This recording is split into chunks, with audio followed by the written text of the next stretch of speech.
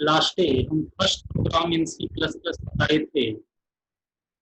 हम बताए थे कि सी प्लस प्लस में प्रोग्राम कैसे लिखेंगे, लिखने के बाद उसको कंपाइल करेंगे सी के प्रोग्राम की तरह, और कंपाइल करने के बाद एक नया फाइल बनेगा ऑब्जेक्ट फाइल। उसके बाद लिंकिंग का प्रोसेस पूरा होगा और लिंकिंग के बाद EXE फाइल बनेगा और फिर उस प्रोग्राम को रन कर सकते हैं। तो ये प्रोसेस बताए थे और उसके बाद हम बताए थे कि ये जो फर्स्ट प्रोग्राम हम लिखे हैं वो किस तरह काम करेगा, क्या आउटपुट आएगा। इसको समझने के लिए हम प्रोग्राम से रिलेटेड कुछ पॉइंट्स लिखाए थे। हम क्या क्या पॉइंट्स लिखाए थे अभी एक बार उसी को पिछले दिनों लिखा दिए थे, अभी हम उसी को एक्सप्लेन करेंगे। देखिए सब लोग को स्क्रीन दिख रहा है? Yes sir. तो लास्ट डे हम यही प्रोग्राम बताए थे, आपके सामने प्रोग्राम लिखा हुआ है, इसको कंपाइल करना और रन करना। अब हम देखेंगे कि जब ये प्रोग्राम रन करेगा तो क्या आउटपुट आएगा, किस तरह से ये काम करेगा। इसको समझने के लिए कुछ पॉइंट्स लिखाए थे, ध्यान से समझिए क्या क्या पॉइंट लिखाए थे। सबसे फर्स्ट पॉइंट लिखाए थे कि every programme in C++ must have a main function and it must be only one.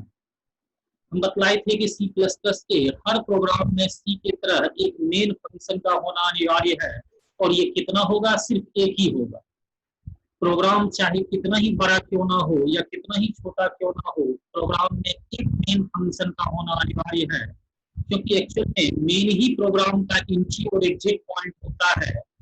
Operating system main को ही पहचानता है, तो अगर आप प्रोग्राम में मेन फंक्शन लिखेंगे तभी ऑपरेटिंग सिस्टम समझेगा कि प्रोग्राम को यहाँ से रन करना है। इसलिए C++ के हर प्रोग्राम में एक मेन फंक्शन का होना अनिवार्य है, और ये सिर्फ एक ही होगा क्योंकि ये प्रोग्राम का एंट्री और एग्जिट पॉइंट होता है। इसलिए हर हाल में प्रोग्राम के अंदर एक मेन का होना अनिवार्य है। ठीक है, अब देखिए सेकंड पॉइंट में लिखाए थे कि during the compilation compiler will check the program from top to bottom. यानी जब हम प्रोग्राम को कंपाइल करते हैं तो हालांकि कंपाइलर का काम है तो सोर्स कोड को मशीन कोड में यानी ऑब्जेक्ट कोड में कन्वर्ट करना, लेकिन जब हम इस प्रोग्राम को कंपाइल करेंगे तो कंपाइलर प्रोग्राम को मशीन कोड में ट्रांसलेट करने से पहले एक बार पूरे प्रोग्राम को ऊपर से नीचे की तरफ स्कैन करेगा, और इस दौरान इसको जो कोई भी सिंटैक्स एरर नजर आएगा उस एरर को डिस्प्ले करेगा। पहले आप उस एरर को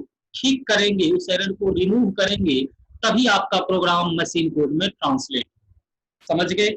यानी जब हम प्रोग्राम को कंपाइल करते हैं तो कंपाइलर प्रोग्राम को मशीन कोड में ट्रांसलेट करने से पहले एक बार पूरे प्रोग्राम को ऊपर से नीचे की तरफ चेक करेगा।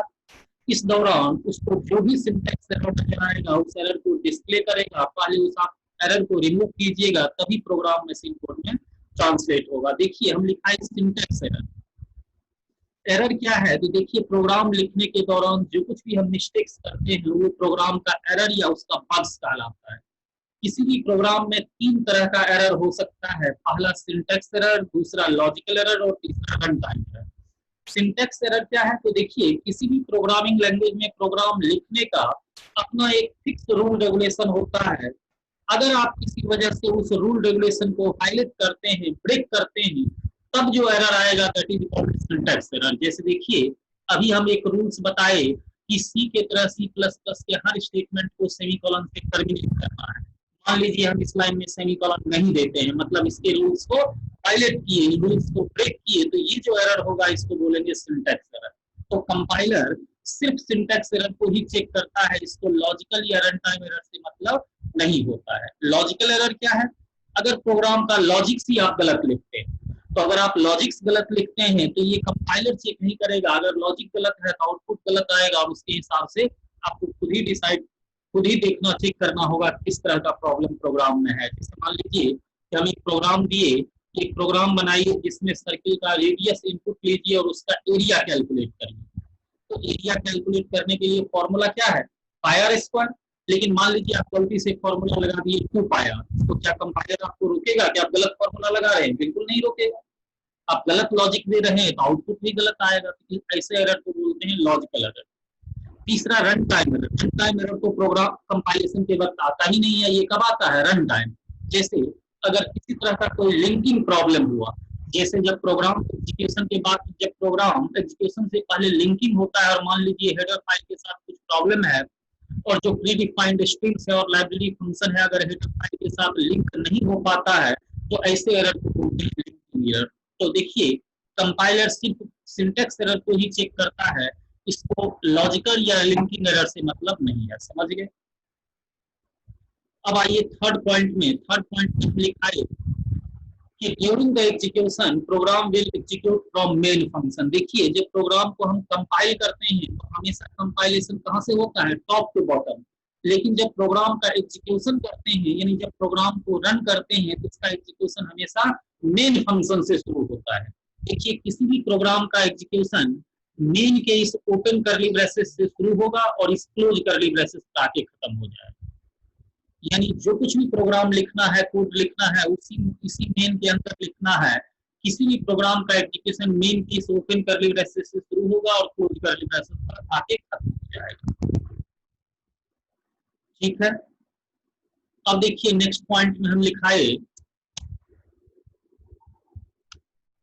C++ provides a number of library functions and predefined strings which can be used in the program, but before using it, we must include related header file. देखिए C++ में हम जैसा कि बता चुके हैं कि अलग-अलग ऑपरेशंस के लिए बहुत सारे बने बनाए फंक्शंस और प्रीडिफाइंड स्ट्रिंग्स अवेलेबल है। जैसे देखिए अभी प्रोग्राम में हम जो ये क्लियर स्ट्रिंग यूज किए, ये क्या है? एक फंक्शन है, जबकि सी आउट क्या है? एक स्ट्रिंग है। देखिए क्लियर स्ट्रिंग के आगे पैरेंथेसिस लगा है, मतलब ये फंक्शन है, जबकि सी आउट एक प्रीडिफाइंड स्ट्रिंग है, इसको बोलते हैं आउटपुट स्ट्रिंग। हम आगे चल के इसके बारे में डिटेल से जानेंगे। हम बतलाए कि C++ में इस तरह से अलग अलग ऑपरेशन के लिए नंबर ऑफ लाइब्रेरी फंक्शन और प्रीडिफाइंड स्ट्रिंग्स अवेलेबल है, जिसका जरूरत के हिसाब से आप अपने प्रोग्राम में इस्तेमाल तो कर सकते हैं, लेकिन किसी फंक्शन या स्ट्रिंग को यूज करने से पहले उससे रिलेटेड हेडर फाइल इंक्लूड करना जरूरी होगा, क्योंकि कोई भी फंक्शन या स्ट्रिंग क्या काम करेगा और कैसे काम करेगा ये कहाँ डिफाइंड होता है? हेडर फाइल के अंदर। जैसे अभी देखिए इस एग्जाम्पल में CLRSCR ये फंक्शन है, ये फंक्शन कहाँ डिफाइंड है? conio.h के अंदर। इसलिए जब कभी भी ये फंक्शन यूज करेंगे तो इसके लिए आपको conio.h भी इंक्लूड करना होगा। इसी तरह cout एक प्रीडिफाइंड स्ट्रिंग है, ये क्या काम करेगा और कैसे काम करेगा कहाँ डिफाइंड है? iostring.h के अंदर। और इसीलिए जब कभी भी प्रोग्राम में cout स्ट्रिंग यूज करेंगे तो आपको iostring.h हेडर फाइल इंक्लूड करना होगा। IO स्ट्रिंग मतलब इनपुट आउटपुट स्ट्रिंग। एक्चुअल में ये हेडर फाइल दो अलग अलग क्लास से बना हुआ है, आई स्ट्रीम और ओ स्ट्रीम। आई स्ट्रीम मतलब इनपुट स्ट्रीम और ओ स्ट्रीम मतलब output stream. I stream input के लिए रिस्पॉन्सिबल है, जबकि ओ स्ट्रीम आउटपुट के लिए रिस्पॉन्सिबल है। और अगर ये दोनों ऑपरेशन करना है तो एक ही साथ आप इंक्लूड कर दीजिए IO स्ट्रीम डॉट एच, तो इनपुट आउटपुट दोनों स्ट्रीम प्रोग्राम में इंक्लूड हो जाएगा। ठीक है, अब आइए नेक्स्ट पॉइंट में हम लिखा है to include header file we use file inclusion preprocessor directives. सब लोग जानते हैं कि हेडर फाइल को इंक्लूड करने के लिए हम इंक्लूड से पहले ये हैश सिंबल यूज करते हैं और इसको बोलते हैं प्री प्रोसेसर। ये भी एक किस तरह का प्री प्रोसेसर है? तो आप सी में पढ़े होंगे, तीन तरह का प्री प्रोसेसर होता है। पहला होता है file inclusion pre processor directives, जिसका इस्तेमाल हम हेडर फाइल इंक्लूड करने के लिए करते हैं। दूसरा होता है macro substitution pre processor directive, इसका इस्तेमाल हम मैक्रो डिफाइन करने के लिए करते हैं। और तीसरा होता है compilation control pre processor directive, जिसका इस्तेमाल हम कंपाइलेशन के कंट्रोल के लिए करते हैं, जैसे #heap, #elif, #pragma, #error, ये सब पढ़े होंगे। ठीक है, तो हम बताए किसी भी हेडर फाइल को इंक्लूड करने के लिए हम file inclusion pre processor directives का इस्तेमाल करते हैं। ये जो हैश का सिंबल है इसको एक्चुअल में क्या बोलते हैं? Pre processor. अब प्री प्रोसेसर का मतलब क्या है? जैसा कि इसका नेम ही है, प्री प्रोसेसर मतलब प्रोसेसिंग से पहले प्रोसेस करने वाला। यानी प्री, हम देखिए लिखाए ही कि प्री प्रोसेसर इंडिकेट्स, देखिए लिखाए होंगे, pre processor indicates the statement which is executed before the program execution, यानी प्री प्रोसेसर उस स्टेटमेंट को इंडिकेट करता है जिसको कि हम प्रोग्राम के जनरल एग्जीक्यूशन से पहले रन करना चाहते हैं। जैसे देखिए क्या मतलब है, जैसे आप जानते हैं कि किसी भी प्रोग्राम का एग्जीक्यूशन कहाँ से शुरू होता है, मेन से, यानी नॉर्मली प्रोग्राम का एग्जीक्यूशन मेन से शुरू होता है, लेकिन अगर मेन से पहले किसी लाइन का रन होना जरूरी है तो उस लाइन से पहले हम क्या लगा देंगे, प्री प्रोसेसर। जैसे अभी देखिए इस प्रोग्राम में प्रोग्राम रन करे यानी मेन रन करे, इससे पहले इस दोनों लाइन का रन होना जरूरी है, इसलिए इस दोनों लाइन से पहले क्या लगाए, प्री प्रोसेसर का साइन। क्यों जरूरी है, क्योंकि देखिए अभी हम बताए कि प्रोग्राम रन कब करेगा, जब exe फाइल बनेगा, और exe फाइल कब बनेगा, जब लिंकिंग का प्रोसेस होगा, और लिंकिंग का प्रोसेस कब होगा, जब ये दोनों लाइन रन करेगा। जब ये दोनों लाइन रन करेगा तभी जितने भी स्ट्रिंग्स और फंक्शन है वो इस हेडर फाइल के साथ लिंक होगा, तब exe फाइल बनेगा, तब जाके प्रोग्राम रन करेगा। इसका मतलब कि प्रोग्राम रन करे इससे पहले इस दोनों लाइन का रन होना जरूरी है, इसलिए इस दोनों लाइन के पहले क्या लगाए, प्री प्रोसेस। ठीक है, और अब देखिए नेक्स्ट पॉइंट में लिखा है रिटर्न टाइप। देखिए जैसे ये तो वॉइड मेन, तो मेन तो हो गया फंक्शन का नाम जिसके बारे में हम बता चुके हैं कि सी प्लस प्लस के हर प्रोग्राम में एक मेन फंक्शन का होना अनिवार्य है। लेकिन इससे पहले जो हम वॉइड लिखे इसका क्या मतलब है, देखिए वॉइड में इसको बोलते हैं रिटर्न टाइप। वॉइड क्या है, ये रिटर्न टाइप है। अब रिटर्न टाइप का क्या मतलब है, तो देखिए रिटर्न टाइप किसी भी फंक्शन के द्वारा रिटर्न किए जाने वाले वैल्यू के डेटा टाइप को बोलते हैं। मतलब return type means the data type of value returned by the function to its caller, यानी किसी भी फंक्शन के द्वारा अपने कॉलर को रिटर्न किए जाने वाले वैल्यू के डेटा टाइप को हम बोलते हैं रिटर्न टाइप। जैसे देखिए मेन अगर एग्जीक्यूशन के बाद एक इंटीजर वैल्यू रिटर्न कर रहा होता तो अभी हम वॉइड के जगह क्या लिखते, इंट मेन लिखते। अगर मेन फंक्शन एग्जीक्यूशन के बाद अपने कॉलर को एक फ्लोट वैल्यू रिटर्न कर रहा होता तो अभी हम क्या लिखते, फ्लोट मेन। लेकिन अगर एक फंक्शन एग्जीक्यूशन के बाद कोई वैल्यू रिटर्न नहीं करता है तो उसके रिटर्न टाइप के रूप में हम क्या लिखते हैं, वॉइड लिखते हैं। अगर एक फंक्शन एग्जीक्यूशन के बाद अपने कॉलर को कोई वैल्यू रिटर्न नहीं करता है तो ऐसे सिचुएशन में हम फंक्शन के रिटर्न टाइप के रूप में क्या यूज करते हैं, वॉइड यूज करते हैं। अब देखिए एक बात समझिए, सी में आप लोग सी पढ़े हैं तो सी में किसी भी फंक्शन का return type by default void ही होता था। इसका मतलब सी में अगर आप फंक्शन से पहले कुछ भी रिटर्न टाइप मेंशन नहीं करते हैं इसका मतलब वो वॉइड ही होता था। लेकिन सी प्लस प्लस में ये बात नहीं है। सी प्लस प्लस में किसी भी फंक्शन का return type by default int होता है। जैसे अगर ये सी का प्रोग्राम होता तो हम मेन से पहले वॉइड नहीं भी लिखते तो कोई प्रॉब्लम नहीं होता, प्रोग्राम बिल्कुल काम करता। क्योंकि अगर हम सी में फंक्शन का रिटर्न टाइप मेंशन नहीं भी करते हैं तो बाय डिफॉल्ट उसका रिटर्न टाइप वॉइड ही होता है। लेकिन सी प्लस प्लस में अगर आप ऐसा करते हैं तो प्रॉब्लम होगा, क्योंकि सी प्लस प्लस में किसी भी फंक्शन का return type by default int होता है। जैसे अभी अगर इस प्रोग्राम में मेन से पहले हम वॉइड हटा दे तो सिस्टम इसको बाय डिफॉल्ट क्या मानने लगेगा, इंट। और जैसे ही इंट मानेगा तो जब आप इस प्रोग्राम को कंपाइल करेंगे तो देखिएगा एक वार्निंग आएगा कि function should return A value, यानी फंक्शन को एक वैल्यू रिटर्न करना चाहिए। तो उस वार्निंग को हटाने के लिए या तो आप मेन से पहले वॉइड लगाइए या फिर फंक्शन से लास्ट में कोई वैल्यू रिटर्न करना होगा, तब वो वार्निंग हटेगा। इसीलिए सी प्लस प्लस में फंक्शन का रिटर्न टाइप देना जरूरी है। अगर आप नहीं देंगे तो C plus plus by default उसको इंट कंसीडर कर लेगा। ठीक है, अब आगे देखिए लिखा है कि every statement of C plus plus every statement of C++ must be terminated by the semicolon, यानी C के तरह C++ के भी हर स्टेटमेंट को सेमीकोलन से टर्मिनेट करना जरूरी होता है। और एक पॉइंट और आगे लिखा है कि C के तरह C++ भी क्या है, केस सेंसिटिव प्रोग्रामिंग लैंग्वेज है, यानी यहाँ कैपिटल लेटर और स्मॉल लेटर का मीनिंग बिल्कुल अलग अलग है। अभी जो कुछ भी हम लिखेंगे सब स्मॉल लेटर में, जैसे सी आउट देखिए हम स्मॉल में लिखे हैं, ये कैपिटल में जो दिख रहा है वो नहीं है, स्मॉल में लिखे हैं। अगर आप एक भी सी को भी कैपिटल कर देंगे पूरा प्रोग्राम गलत हो जाएगा। यानी अभी आपको सी प्लस प्लस में सब कुछ किसमें लिखना है, स्मॉल लेटर में, कुछ भी कैपिटल में नहीं लिखना है। आगे चल के कुछ कुछ चीज होता है जो कैपिटल में होता है, तो जब कैपिटल में होगा उस समय हम बताएंगे। ठीक है, और एक लास्ट पॉइंट पिछले दिनों टाइम खत्म हो गया था तो नहीं लिखाए थे, अभी देख लीजिए। एक लास्ट पॉइंट लिखाए हैं कि in C plus plus we can use endl. Endl का मतलब इंड ऑफ लाइन। हम बताएं कि सी प्लस प्लस में हम चाहें तो इंड एल यूज कर सकते हैं, किस लिए? इंड ऑफ लाइन के लिए। हालांकि although we can also use slash n, हालांकि सी की तरह जो आप लाइन चेंज करने के लिए स्लैश एन यूज करते थे वो भी यहाँ यूज कर सकते हैं, लेकिन सी प्लस प्लस में एक एक्स्ट्रा फीचर्स है कि लाइन चेंज करने के लिए यहाँ आप चाहें तो इंड एल का इस्तेमाल कर सकते हैं, इंड ऑफ लाइन का। ठीक है, और इस सारे पॉइंट्स को समझ गए। इतना समझने के बाद अब आप इस प्रोग्राम को देख सकते हैं। देखिए, इस प्रोग्राम को जब रन करेंगे तो किस तरह से एग्जीक्यूशन होगा।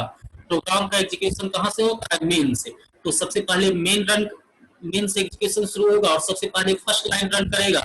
फर्स्ट लाइन है CLRSCR, मतलब क्लियर स्क्रीन फंक्शन। सब लोग सी पढ़ चुके हैं, जानते हैं ये क्या करता है, आउटपुट स्क्रीन को क्लियर करता है। यानी आउटपुट स्क्रीन पर अगर पहले से कुछ भी लिखा हुआ है तो उसको ये क्लियर करके कर्सर को फर्स्ट पोजीशन पर सेट कर देगा। ठीक है, उसके बाद नेक्स्ट लाइन में लिखे हैं cout welcome in C plus plus. Cout क्या करता है, जो डबल कोट में मैसेज है उसको स्क्रीन पर प्रिंट कर देगा। सी आउट का इस्तेमाल हमेशा हम इंसर्शन ऑपरेशन के साथ करते हैं।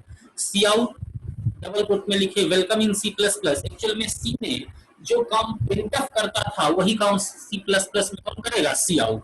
यानी cout welcome in C plus plus, तो सी आउट क्या करेगा? आउटपुट स्क्रीन पर प्रिंट कर देगा welcome in C plus plus. Next line में देखिए सी आउट स्लैश एन, तो जैसे आप सी में पढ़ते आए हैं स्लैश एन क्या करेगा? लाइन चेंज कर देगा। और अगली लाइन में क्या प्रिंट करेगा? How are you. Second line print हो गया। उसके बाद थर्ड लाइन में लिखिए सी आउट इंडेल। इंडेल भी वही काम करेगा जो स्लैश एन करेगा। इंडेल क्या करेगा? कर्सर को तीसरे लाइन पर ले आएगा और उसके बाद सी आउट बाय, यानी ये क्या करेगा? बाय को प्रिंट करेगा और उसके बाद मेन खत्म, यानी प्रोग्राम खत्म। कोई दिक्कत किन्हीं को समझने में? No sir. No sir. ये जो फर्स्ट प्रोग्राम हम बताए सबको क्लियर हुआ? कोई दिक्कत नहीं समझने में किन्हीं को? No sir. No sir. और एक चीज देखिए आप लोग सी पढ़े हैं, वहां भी हम बेसिक प्रोग्राम के लिए दो हेडर फाइल यूज करते थे, stdio.h और conio.h, ये दो हेडर फाइल। तो सी में stdio.h और conio.h इस दो हेडर फाइल के जितने भी कॉमन फंक्शन थे, जैसे printer, scanner, get ch, clear screen, get char, put char, gets, puts, इस तरह के जितने भी कॉमन फंक्शन थे वो सी के हर प्रोग्राम में बाय डिफॉल्ट इंक्लूडेड ही रहता है। इसका मतलब सी में आप stdio.h और conio.h इस दो हेडर फाइल को इंक्लूड कर भी सकते थे और नहीं भी कर सकते थे। यानी बिना दोनों हेडर फाइल को इंक्लूड किए हुए भी आपका प्रोग्राम रन कर सकता था, लेकिन सी प्लस प्लस में ये बात नहीं है। सी प्लस प्लस में ये जो आईओ स्ट्रीम और conio.h है इसका कोई भी फीचर्स ऑटोमेटिकली प्रोग्राम में इंक्लूड नहीं होता है। इसलिए सी प्लस प्लस में हर हेडर फाइल को जरूरत के हिसाब से आपको खुद ही इंक्लूड करना पड़ेगा। किसी भी हेडर फाइल का कोई फीचर्स अपने आप प्रोग्राम में नहीं आएगा। बात समझ गए? यानी सी के प्रोग्राम में आप stdio.h और conio.h इस दोनों हेडर फाइल को बिना इंक्लूड किए हुए भी प्रोग्राम रन कर सकते थे, लेकिन सी प्लस प्लस में ये बात नहीं है। सी प्लस प्लस में आईओ स्ट्रीम और conio.h दोनों इंक्लूड करना ही पड़ेगा। बिना इंक्लूड किए हुए इसका कोई भी फीचर्स आपके प्रोग्राम में ऑटोमेटिकली नहीं आएगा। क्लियर है? Yes sir. तो हम जो लास्ट हेडिंग डाले थे फर्स्ट प्रोग्राम इन सी प्लस प्लस वो खत्म हो गया। चलिए नेक्स्ट हेडिंग डालिए सी प्लस प्लस बेसिक्स। अगला हेडिंग डालिए, सब लोग लिखना शुरू कीजिए। नेक्स्ट हेडिंग डालिए सी प्लस प्लस बेसिक्स और इसके अंदर पहला पॉइंट लिखिए, पहला सब हेडिंग डालिए वेरिएबल। फर्स्ट लिखिए वेरिएबल और लिखिए variable is a memory allocation. Variable is a memory allocation which has a name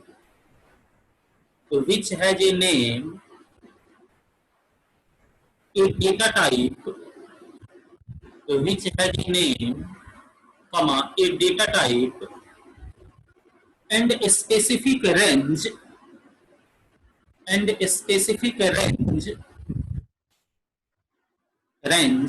used to store a value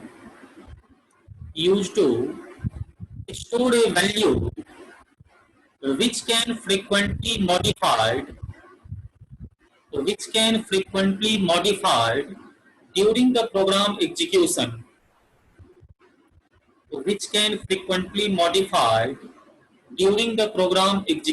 full stop। देखिए हम सबसे पहले लिखा है वेरिएबल, जैसा कि सी से आप पढ़ते आ रहे हैं। वेरिएबल क्या है, हम बताए वेरिएबल के बारे में कि एक मेमोरी एलोकेशन है जिसका 3 प्रॉपर्टीज होता है। सबसे पहला नेम, दूसरा डेटा टाइप और तीसरा रेंज। देखिए फिर से सुनिए, वेरिएबल क्या है कि एक मेमोरी एलोकेशन है जिस मेमोरी एरिया को आइडेंटिफाई करने के लिए उसका कुछ न कुछ नेम होगा, इस तरह की वैल्यू को स्टोर करेगा, इसके लिए उसका कुछ न कुछ डेटा टाइप होगा, और तीसरा कहां से कहां तक के वैल्यू को स्टोर करेगा, इसके लिए उसका एक प्रॉपर रेंज होगा।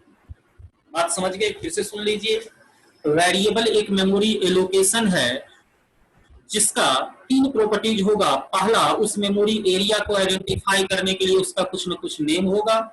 दूसरा, वो किस फॉर्मेट के वैल्यू को स्टोर करेगा, इसके लिए उसका कुछ न कुछ डेटा टाइप होगा। और तीसरा, उसका एक प्रॉपर रेंज होगा जो ये इंडिकेट करेगा कि ये कहां से कहां तक के वैल्यू को स्टोर करेगा।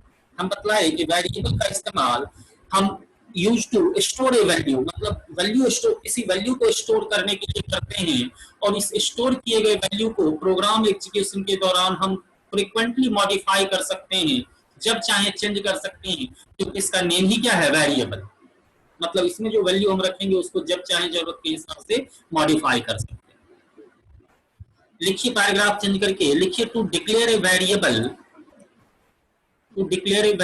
We need data type. To declare a variable we need data type. और वेरिएबल को डिक्लेयर करने के लिए हमको किसकी जरूरत पड़ती है, डेटा टाइप की जरूरत पड़ती है। देखिए, लिखिए पैराग्राफ चेंज करके, लिखिए C++ inherits all 3 basic data types. C++ inherits all 3 basic data types from C. देखिए, C++ के पास अपना कोई डेटा टाइप नहीं है, ये C के ही C में जो आप लोग बेसिक डेटा टाइप पढ़े हैं, उसी डेटा टाइप को C++ भी इनहेरिट करता है। C++ के पास अपना कोई डेटा टाइप नहीं है। तो सी में सब लोग कितने तरह का डेटा टाइप पढ़े थे, 3 तरह का पढ़े होंगे। कौन कौन सा, इंटीजर, फ्लोट और कैरेक्टर। यानी C++ में आप ये 3 तरह का डेटा टाइप पढ़े थे, इंटीजर, फ्लोट और कैरेक्टर। इंटीजर का इस्तेमाल हम न्यूमेरिक वैल्यू स्टोर करने के लिए करते थे, फ्लोट का इस्तेमाल डेसिमल वैल्यू को स्टोर करने के लिए करते हैं, और कैरेक्टर का इस्तेमाल हम कैरेक्टर यानी अल्फाबेट्स को स्टोर करने के लिए करते हैं। तो यही 3 वेरिएबल हम C++ में यूज करते हैं। इंटीजर, तो 3 तरह का डेटा टाइप यूज करेंगे, इंटीजर, फ्लोट और कैरेक्टर। लिख लीजिए सब लोग, इंटीजर फर्स्ट, सेकंड में फ्लोट और तीसरा कैरेक्टर। अब देखिए, इस तीनों डेटा टाइप के बारे में आप पढ़े होंगे। इंटीजर, ये आप 3 तरह का पढ़े होंगे। पहला कौन सा, इंट, जिसके लिए 2 बाइट मेमोरी एलोकेशन होता है, और इसका रेंज होता है नेगेटिव में 32,768 और पॉजिटिव में 32,767। यानी अगर आप इंट वेरिएबल डिक्लेयर करेंगे तो इसके लिए 2 बाइट मेमोरी एलोकेट होगा। नेगेटिव में इसका रेंज होगा यहाँ तक 32,768 तक, और पॉजिटिव में 32,767 तक। दूसरा आप पढ़े होंगे सॉर्ट, इसके लिए नॉर्मली 1 बाइट मेमोरी एलोकेट होता था, लेकिन अब इसके लिए advance machine 2 byte memory allocate करता है। अगर इसके लिए 1 बाइट मेमोरी एलोकेट होगा तब तो इसका रेंज होगा नेगेटिव में 128 और पॉजिटिव में 127। लेकिन अगर इसके लिए 2 बाइट मेमोरी एलोकेट होगा तो फिर इसका भी रेंज इंटीजर के इक्वल हो जाएगा। ठीक है। तीसरा लॉन्ग, इसके लिए 4 बाइट मेमोरी एलोकेशन होता है, और इसका रेंज आप देख रहे हैं, नेगेटिव में ये रेंज और पॉजिटिव में ये रेंज। समझ गए? आइए दूसरा फ्लोट वेरिएबल। देखिए फ्लोट वेरिएबल का इस्तेमाल हम किस लिए करते हैं? डेसिमल वैल्यू को स्टोर करने के लिए। ये भी 3 तरह का होता है, सी में पढ़े होंगे। कौन सा? पहला फ्लोट। अगर आप फ्लोट वेरिएबल डिक्लेयर करते हैं तो इसके लिए 4 बाइट मेमोरी एलोकेशन होगा और इसका रेंज ना होकर के इसका प्रिसिशन वैल्यू होता है। प्रिसिशन वैल्यू मतलब डेसिमल वैल्यू के, डेसिमल के बाद ये कितने डिजिट को सपोर्ट करेगा। देखिए एक्चुअल में फ्लोट वेरिएबल का काम हम इस्तेमाल हम क्यों करते हैं? एक्यूरेसी के लिए, एक्यूरेट वैल्यू स्टोर करने के लिए। तो अगर आप फ्लोट वेरिएबल डिक्लेयर करते हैं तो इसके लिए 4 बाइट मेमोरी एलोकेट होगा और इसका प्रिसिशन वैल्यू 6 डिजिट होगा। मतलब ये 6 डिजिट एक्यूरेट रिजल्ट को स्टोर करके रख सकता है। लेकिन अगर किसी एडवांस मैथमेटिकल कैलकुलेशन में आपको इससे भी हाई एक्यूरेसी चाहिए तब आप यूज कर सकते हैं डबल। डबल के लिए 8 बाइट मेमोरी एलोकेशन और ये डेसिमल के बाद 15 डिजिट एक्यूरेट रिजल्ट स्टोर करके रख सकता है। मतलब ये डेसिमल के बाद 15 डिजिट एक्यूरेट रिजल्ट स्टोर करके रख सकता है। लेकिन अगर किसी साइंटिफिक कैलकुलेशन में आपको इससे भी हाई एक्यूरेसी चाहिए तब आप यूज कर सकते हैं लॉन्ग डबल। इसके लिए 10 बाइट मेमोरी एलोकेशन और ये डेसिमल के बाद 19 डिजिट एक्यूरेट रिजल्ट स्टोर करके रख सकते हैं। समझ गए? यानी ये डेसिमल के बाद 19 डिजिट एक्यूरेट रिजल्ट स्टोर करके रख सकता है। ठीक है, तो ये हो गया इंटीजर और फ्लोट। आप लोग स्क्रीनशॉट ले लीजिएगा, इसको लिख लीजिएगा। तीसरा कैरेक्टर। देखिए कैरेक्टर क्या है? तो कैरेक्टर वेरिएबल का इस्तेमाल हम सिंगल कैरेक्टर को स्टोर करने के लिए करते हैं। इसके लिए 1 बाइट मेमोरी एलोकेशन होता है और इसके लिए कीवर्ड हम क्या यूज करते हैं? कैर। यानी कैरेक्टर वेरिएबल एक ही तरह का होता है। किस टाइप का? कैर टाइप का। इसके लिए 1 बाइट मेमोरी एलोकेट होगा और ये क्या स्टोर कर सकता है? सिंगल कैरेक्टर को स्टोर कर सकता है। समझ गए? तो यही था वेरिएबल।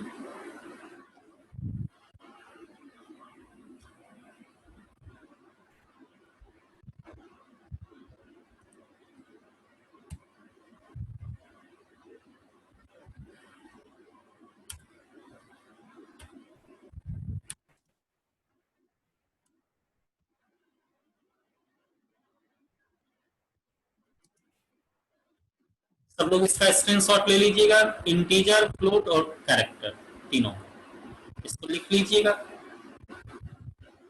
तो वेरिएबल खत्म हो गया। आप सेकंड लिखिए कांस्टेंट। हम मेन हेडिंग क्या डाले हैं? C plus plus basics. और इसके अंदर पहला बताइए वेरिएबल, अब सेकंड लिखिए कांस्टेंट। कांस्टेंट लिखिए। लिखिए constant is also a memory allocation. Constant is also a memory allocation used to store a value, used to store a value, but it can't modify,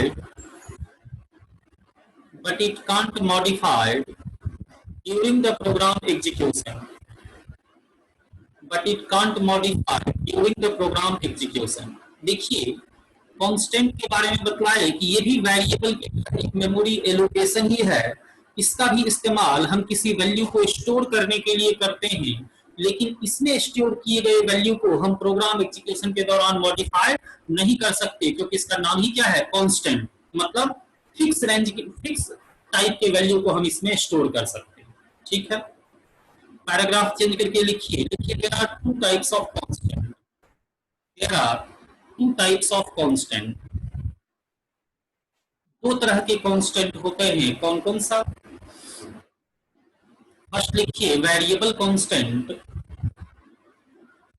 first लिखिए variable constant और second में symbolic constant. First में variable constant और second में symbolic constant. तो दो तरह का वेरिएबल होता है। पहला वेरिएबल कांस्टेंट और दूसरा सिंबॉलिक कांस्टेंट। दोनों तरह के वेरिएबल को हम देखेंगे, लेकिन आज टाइम खत्म हो गया है। नेक्स्ट क्लास में हम इसको देखेंगे, दोनों तरह के वेरिएबल को। ये बताइए कि आप लोग को सब कुछ समझ में आता है? कोई प्रॉब्लम भी हो रहा है? No sir. वॉइस वगैरह सबको आता है? और जो कुछ भी छूट जाता है अगर किसी का, तो हम इसलिए वीडियो डाल देते हैं, बाद में अपना देख करके उसको कवर कर लीजिएगा, ठीक है? Yes sir.